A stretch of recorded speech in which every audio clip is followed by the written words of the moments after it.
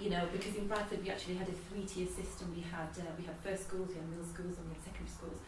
I worked in a middle school, and when the local authority actually decided to change from a 3-tier to a 2-tier system, my middle school was chosen to become secondary, so I ended up teaching in a secondary school setting as well, although my teacher training never really planned me, to sort of work in that way. But it's been really interesting, and as Brendan has said, children are fantastic, students are fantastic, every single day is different, it's vibrant, it's not an office job at all, is it?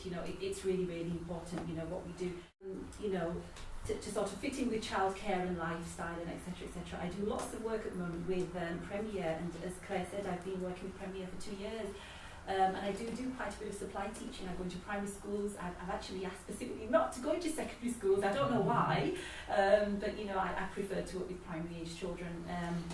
So I do know what it's like, because I do sort of find myself working in schools at least for a few days every month as a supply teacher. And as I said earlier, every single school is different. The context is different, etc.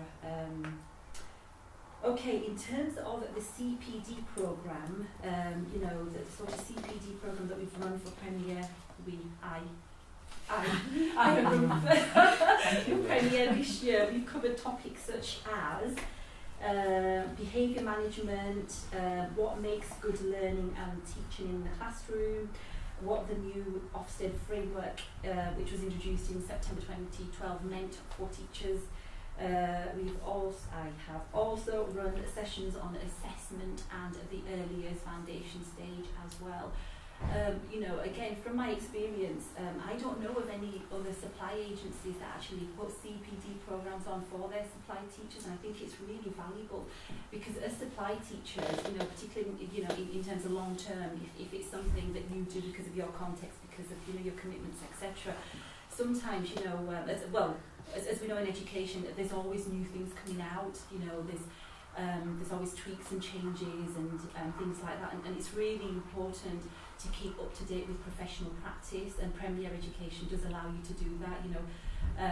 Claire hasn't told me to say this, but it's just my own point of view that the teachers that work for Premier, because you have, for example, the CPD programme, it just makes you more professional, more up to date.